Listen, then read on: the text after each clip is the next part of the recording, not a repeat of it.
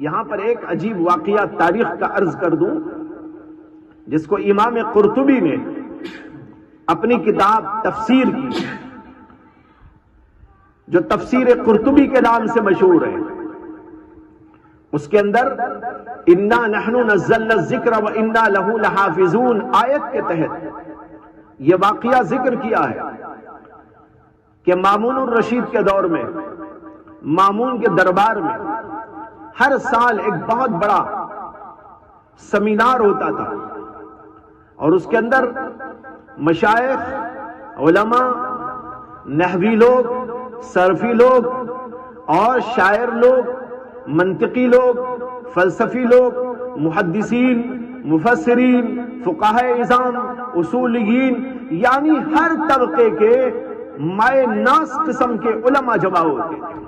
نحوی بھی آتے تھے، صرفی بھی آتے تھے، بلاغی بھی آتے تھے، اور مفسرین بھی آتے تھے، محدثین بھی آتے تھے، فقہاء کرام بھی آتے تھے، منطقی اور فلسفی لوگ بھی آتے تھے، اور وہاں پر مذاکرے چلتے تھے کئی دنوں تک۔ محدثین کے مذاکرے، شعراء کے مذاکرے، قصائد پڑھے جاتے تھے، دادیں دی جاتی تھی، داد لی جاتی تھی، مختلف علوم و فنون کے اوپر مذاکرے چلتے تھے، اور ایک دوسرے سے استفادے کا دور چلتا تھا، اس لیے کہ مامون جو تھا وہ خود بہت بڑا عالم تھا۔ اس کا ذوق علمی پورا کرنے کے لیے ایسی مجلس ہر سال منعقد ہوتی۔ ایک سال ایک صاحب آئے جو مختلف علوم اور فنون کے ماہر تھے، اور انہوں نے جب اپنا لیکچر پیش کیا اور اپنی باتیں لوگوں کے سامنے کی تو ان کی باتیں بڑی معقول، بہت پسندیدہ، بہت اچھی لگی، اور لوگوں نے ان کی بڑی تعریف کی، اور وہ غیر مسلم تھے۔ جب فراغت پائی ان سے تو لوگوں نے ان سے عرض کیا کہ آپ کے اندر تو بہت بڑا کمال نظر آتا ہے، آپ کی ہر بات بڑی معقول نظر آتی ہے، آپ کے اندر بڑی خوبیاں اور بڑے کمالات موجود ہیں، لیکن ایک بات کی کمی نظر آتی ہے، اور وہ یہ ہے کہ آپ کے پاس اسلام نہیں، اسی آپ اسلام قبول کر لیں۔ لیکن انہوں نے کہا کہ میں نے اس موضوع پر کبھی سنجیدگی سے غور نہیں کیا، اسے میں غور کروں گا، اگر سمجھ میں آ جائے گا تو قبول کر لو۔ لوگوں نے کہا بہت اچھا، لا اکراہ فی الدین، دین میں کوئی جبر نہیں۔ بعض لوگ کہتے ہیں کہ مسلمان دوسروں کو جبرن مسلمان بناتے ہیں، اگر جبرن مسلمان بنانا تھا وہاں بادشاہ وقت موجود، وہ کیوں نہ بناتا، اور اتنے سارے علماء موجود، وہ کیوں نہ بناتے۔ ہاں ترغیب دیتے ہیں، حقانیت کی دعوت دیتے ہیں، اچھائی اور خوبی کی دعوت دیتے ہیں، لیکن جبر کسی کے لیے نہیں۔ خیر بات آئی اور گئی، سیمینار ختم ہو گیا، لوگ چلے گئے۔ جب دوسرے سال حسب معمول سیمینار منعقد ہوا اور علماء، فقہاء، مجتہدین اور شعراء اور خطباء سب کے سب جمع ہونے لگے تو دیکھا گیا کہ وہ صاحب جو گزشتہ سال آئے تھے وہ پھر آئے، لیکن اب آئے ہیں تو ان کا ڈریس، ان کا انداز مسلمانوں جیسا ہے۔ لوگوں نے ان کو شاباشی دی، مبارکباد دی، اور کہا کہ ایسا لگتا ہے کہ آپ نے اسلام قبول کر لیا۔ انہوں نے کہا الحمدللہ میں نے اسلام قبول کر لیا، گزشتہ سال مجھے کچھ لوگوں نے توجہ دلائی تھی، اس کے بعد مجھے اللہ نے توفیق دی، میں اسلام لے آیا۔ لوگوں نے پوچھا کہ آپ کس بنیاد پہ لائے اور کیسے اسلام لائے، اس کی کچھ کہانی سنا دیجیے۔ انہوں نے کہا یہاں نہیں سناؤں گا اس وقت میں جب بادشاہ بنفس نفیس سیمینار کے اندر بیٹھیں گے اور علماء جمع ہوں گے اور سارے یہاں کے لوگ متوجہ ہوں گے، تب مجھ سے کہا جائے تو میں یہ پوری کہانی سناتا ہوں۔ خیر جب مذاکرے کی مجلسیں شروع ہوئی تو ان سے کہا گیا کہ آپ اپنی بات رکھیں، تو وہ صاحب کہنے لگے کہ گزشتہ سال جب میں آیا تھا تو مجھ کو دعوت دی گئی تھی کہ اسلام کے سلسلے میں غور کروں۔ یہاں سے جانے کے بعد میں نے اس سلسلے میں غور کیا اور سوچنے لگا کہ میں کیسا جانچوں کہ یہ اسلام جو اس وقت موجود ہے یہ تمام مذاہب میں سچا مذہب ہے، اس کو جانچنے کے لیے کیا اصول ہونا چاہیے۔ انہوں نے کہا میں بہترین کاتب ہوں، کتابت کرتا ہوں، اور کتابت بھی ایک زبان میں نہیں کئی زبانوں میں کرتا ہوں۔ عربی میں بھی کرتا ہوں، دوسری زبانوں میں بھی کرتا ہوں، تو میرے ذہن میں آیا کہ ان مذاہب کی جو آج موجود ہے دنیا میں، جو سب سے معتبر کتابیں مانی جاتی ہیں، ان کو اپنے ہاتھ سے لکھوں اور اس کے اندر کچھ گڑبڑی کر دوں اور پھر اس کو لے جا کر ان کے علماء کی خدمت میں پیش کروں اور دیکھوں کہ اس کے اوپر کیا ری ایکشن سامنے آتا ہے۔ کہتے ہیں کہ میں نے لوگوں سے معلوم کیا کہ سب سے پرانا مذہب کون سا ہے؟ لوگوں نے کہا یہودیوں کا۔ میں نے پوچھا کہ ان کی کون سی کتاب ہے؟ لوگوں نے بتایا کہ تورات کا جو نسخہ ملتا تھا اس کو میں نے کہیں سے خریدا، وہ پریس کا زمانہ نہیں تھا، ہاتھ سے لکھنے کا زمانہ تھا۔ کہتے ہیں کہ ایک جگہ سے مجھے اس کا نسخہ ملا تو میں لے آیا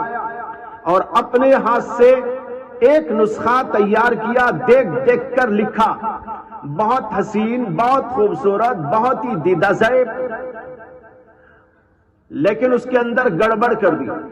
ادھر کی بات ادھر کر دی، ادھر کی ادھر کر ڈالی اور کچھ باتیں نکال ڈالی، کچھ باتیں اپنی طرف سے لکھ ڈالی۔ اس طریقے پر اس کو مکمل کرنے کے بعد، اس کو مجلد کرنے کے بعد لے کر گیا یہودیوں کے ربیوں کے پاس اور کہا کہ میں ایک بہترین کاتب ہوں،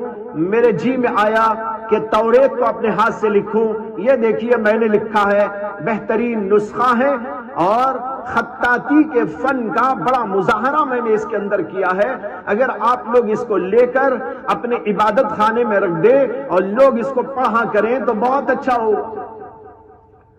انہوں نے اس کو دیکھا اور بہت خوش ہو گئے، انہوں نے شاباشی دی اور کہا کہ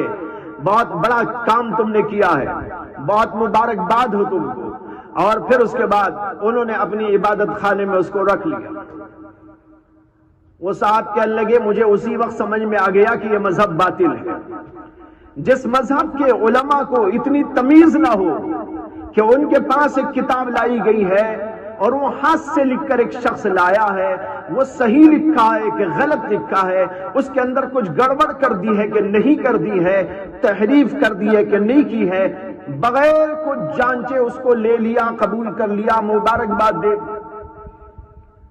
کہتا ہے کہ اس کے بعد میں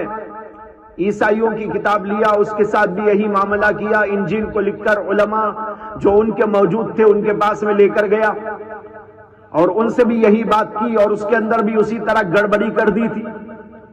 جب پیش کیا تو انہوں نے بھی قبول کر لیا اور شاباشی دی۔ یہاں پھر مجھے سمجھ میں آ گیا کہ عیسائیوں کا مذہب بھی غلط، جن کے ہاں اپنی کتاب کا یہ حال ہو کہ اس کو جانچتے نہ ہو، اس کو پرکھتے نہ ہو، اس کو تحقیق کی نگاہ سے نہ دیکھتے ہو، جو آیا لیا اور انہوں نے اپنے کتب خانوں میں اور اپنی عبادت خانوں میں اور چرچوں میں اس کو رکھ دیا اور لوگ اس کو پڑھ کر جاتے ہو، تو پھر اس مذہب کے بارے میں ہم کیسا سمجھ سکتے ہیں کہ یہ سچ ہے اور حق ہے؟ کہتے ہیں کہ پھر نمبر تھا اسلام کا۔ میں نے اسلام کی کتاب قرآن کو لیا اور پھر اس کو بھی اپنے ہاتھ سے لکھا اور وہی سب کچھ اس کے ساتھ بھی کیا جو پچھلی کتابوں کے ساتھ میں کیا تھا، ادھر کا ادھر کیا، کچھ نکالا، کچھ اپنی طرف سے ڈال دیا۔ اس طرح کتاب کو بھی، قرآن کو بھی گڑبڑی کرنے کے بعد لکھا تو بہت خوبصورت انداز سے، لیکن اس طرح تحریف کے ساتھ میں اس کو لکھا اور پھر اس کے بعد اس کی جلد بلائی بہت حسین اور خوبصورت، اور اس کو تیار کرنے کے بعد علماء اسلام کی خدمت میں لے کے گیا اور کہا کہ یہ میں قرآن لکھ کے لایا ہوں، آپ اپنی مسجدوں میں اور مدرسوں میں اس کو رکھ لیں۔ علماء نے اس کو دیکھتے ہی کہا کہ بھائی تم کون ہو، کیوں تم نے لکھا؟ ہمیں کیا معلوم کہ تم نے کیا لکھا، صحیح لکھا کہ غلط لکھا؟ جب تک یہ تحقیق نہیں ہوگی ہم کیسے قبول کریں؟ کہتا ہے کہ یہی میں سمجھ گیا کہ حقانیت کہاں۔ انہوں نے کہا کہ ہم اس کو قبول اس وقت کریں گے جبکہ ہم علماء کو بٹھائیں گے، حفاظ کو بٹھائیں گے اور وہ اس کے ایک ایک حرف پر، ایک ایک شوشے پر، اس کے ایک ایک نقطے پر غور کرتے جائیں گے، اور جب اصل قرآن سے ہر طرح مطابقت ثابت ہو جائے گی تب ہم اس کو قبول کر سکتے ہیں، اور اگر اس کے اندر کچھ گڑبڑی ہے تو پھر آپ کو سزا بھی دی جا سکتی ہے۔ وہ کہنے لگا کہ جو ہی علماء نے یہ بات کہی، میں نے ان کے سامنے اقرار کیا کہ واقعی اس کے اندر میں نے بڑی غلطیاں کی ہیں، میں نے اس کے اندر تحریفات کر دی ہیں،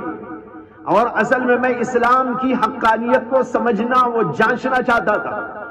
آج مجھ کو سمجھ میں آ گیا کہ اسلام بڑا سچا مذہب ہے